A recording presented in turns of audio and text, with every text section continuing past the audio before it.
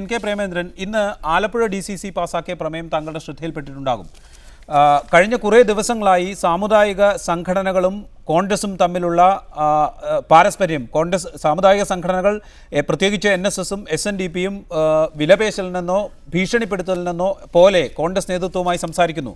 കോൺഗ്രസ് നേതൃത്വം പക്ഷേ അതിനോട് വലിയ തോതിൽ പ്രതികരിച്ചിരുന്നില്ല. ഇപ്പോൾ ആലപ്പുഴ DCC വളരെ ശക്തമായ ഒരു പ്രമേയവുമായി രംഗത്ത് വന്നിരിക്കുന്നു. സാമുദായിക സംഘടനകളോട് ഒരു മൃദു സമീപനം കോൺഗ്രസ് നേതൃത്വം സ്വീകരിച്ചത് കാര്യങ്ങൾ ഇത്രത്തോളം വഷളാക്കുന്നതിന് കാരണമായിട്ടില്ലേ?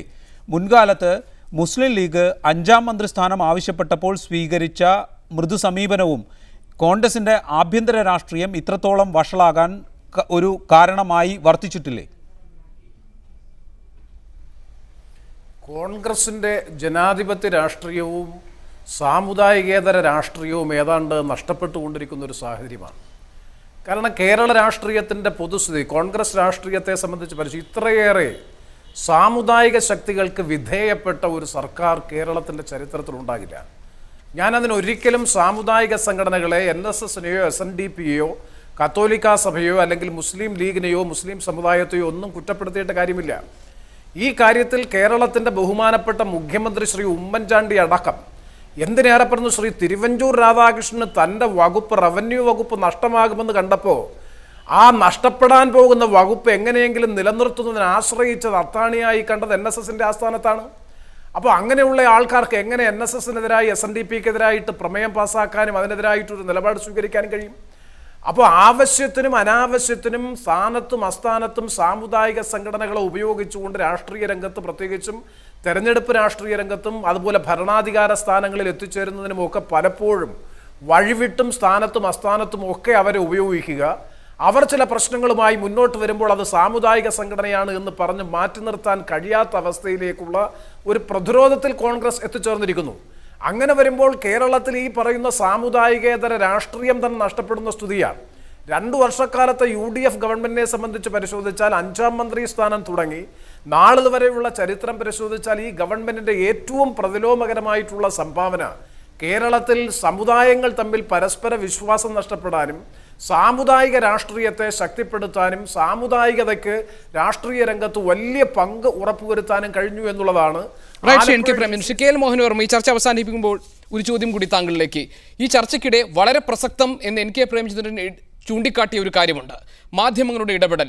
കാര്യങ്ങളെല്ലാം മാധ്യമങ്ങളുടെ തലയിൽ കെട്ടിവെച്ച് ഒഴിയാൻ ശ്രമിക്കുന്നു എന്ന് കോൺഗ്രസ് നേതാക്കളെ ആക്ഷേപിച്ചുകൊണ്ട് അദ്ദേഹം സംസാരിച്ചു.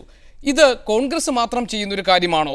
CPIഎമ്മിലെ പ്രശ്നങ്ങൾ റിപ്പോർട്ട് ചെയ്യുമ്പോഴും മാധ്യമങ്ങൾ ഈ തരത്തിൽ പഴി കേൾക്കേണ്ടി വന്നിട്ടില്ലേ? മാധ്യമങ്ങളെ ഇത്തരം വിഷയങ്ങളിൽ വലിച്ചിഴയ്ക്കുന്നതിന് പിന്നിൽ ചില താല്പര്യങ്ങളില്ലേ?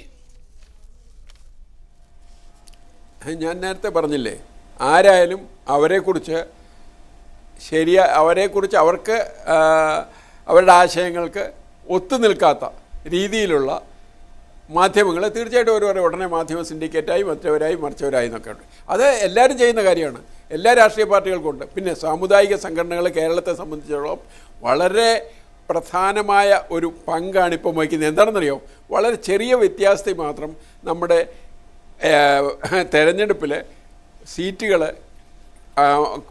മറിയുന്നതിൻ്റെ ശക്തി സാമുദായിക സംഘടനകൾക്ക് അവർ നേരിട്ട് പറഞ്ഞാൽ അവർക്ക് ചിലപ്പം ഒരു തരത്തിലും നമ്മുടെ തെരഞ്ഞെടുപ്പിൽ മുന്നോട്ട് പോകാൻ വയ്യാത്തപ്പോഴും ഈ മാർജിനെ അഡ്ജസ്റ്റ് ചെയ്യാനുള്ള കഴിവ് അവർക്കുള്ളിടത്തോളം അത് UDF ആയാലും ശരി LDF ആയാലും തീർച്ചയായിട്ടും സാമുദായിക സംഘടനകളെ പരോക്ഷമായോ അല്ല രഹസ്യമായിട്ടോ എങ്ങനെയാണെങ്കിലും ശരി അവരുമായിട്ട് ബന്ധം വെച്ചുകൊണ്ടിരിക്കുന്നു. വളരെയധികം KL Mohanavarma, NK Premachandran, Ramachandran master, ഒപ്പം തന്നെ VV പ്രകാശ് ഈ ചർച്ചയിൽ പങ്കെടുത്തതിന്.